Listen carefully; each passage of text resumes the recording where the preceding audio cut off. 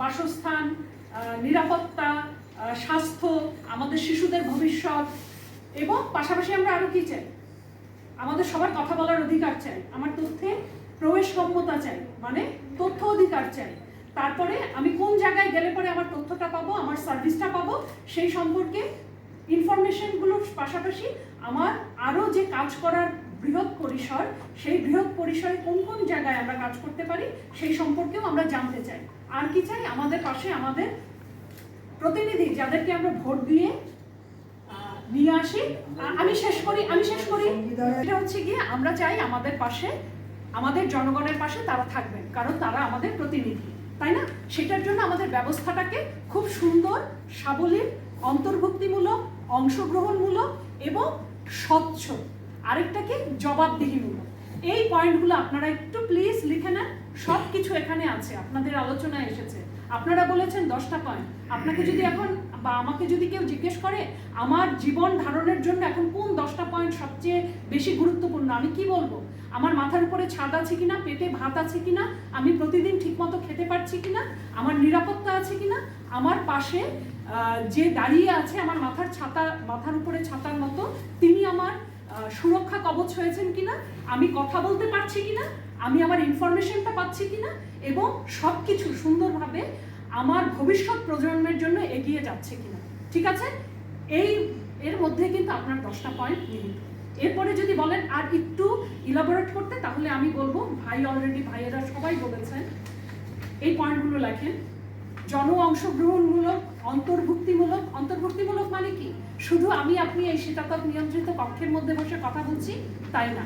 যারা অনানুষ্ঠানিক বসতিতে আছেন তারা, যারা আমাদের অন্য সিটিতে আদিবাসী থেকে শুরু করে যারা আমাদের পিছিয়ে পড়া মানুষ আছেন, তারপরে জেন্ডার প্রতিবন্ধী মানুষ, তারপরে বয়সের দিক থেকে যারা অনেক বয়স্ক হয়ে গেছেন, এদের সবার কথা যেন আমরা চিন্তা করি। যারা আমাদের থার্ড জেন্ডারের আছেন তাদের কি কনস্টিটিউশনাল রাইটস আমরা প্রতিষ্ঠিত করতে পেরেছি? তাদের ভোটাধিকার বা ভোটে তারা কিভাবে নমিনেশন নিয়ে আসবেন সেটা কি আমরা পেরেছি? সেই সব কিছু কিন্তু আমার নগর উন্নয়নের সাথে জড়িত। এরপরে নগর উন্নয়নে আমরা সার্বিকভাবে কি চাই? আমাদের চারপাশের পরিবেশটা নষ্ট হয়ে যাচ্ছে। এটা শুধুমাত্র আমার দেশে না, এটা হচ্ছে গিয়ে সারা পৃথিবীতে এটা নষ্ট হচ্ছে। তো সারা পৃথিবীতে যখন ইম্প্যাক্টটা পড়ছে, স্বাভাবিকভাবেই আমরাও চাই আমাদের দেশে যেন সেটা মোকাবেলা করে চলতে পারি। তার মানে কি? জলবায়ু পরিবর্তন মোকাবেলার একটি টেকসই নগর ব্যবস্থা।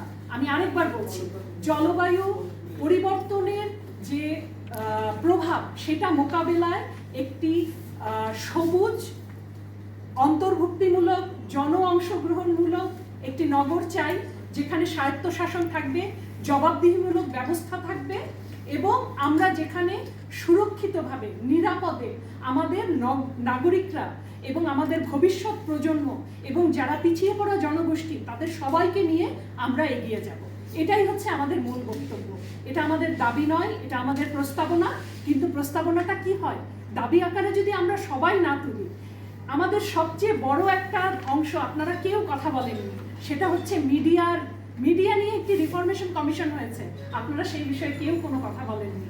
আমি একটু বলছি আমাদের হয়ে, আপনাদের হয়ে। সেটা হচ্ছে গিয়ে আপনাদের হবে, আমাদের সবার মুখস্বরূপ হয়ে। আপনাদের কলমের জোর, আপনাদের মিডিয়ার জোর কতখানি সেটা আপনারা জানেন।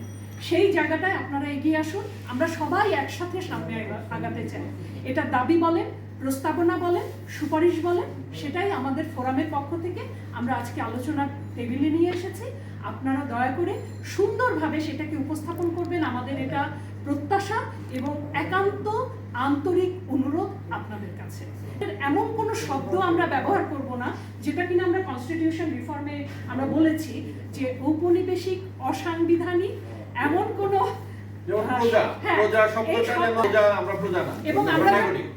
আমরা নাগরিক, এবং আমরা আজকের এই প্রেস কনফারেন্স থেকে বা সংবাদ সম্মেলন থেকে যেটুকু নিয়ে যাচ্ছি, আমরা আমাদের পক্ষ থেকে সেই শব্দ চয়নে যেন আমরা খুবই চিন্তা করে শব্দ চয়নগুলো করি।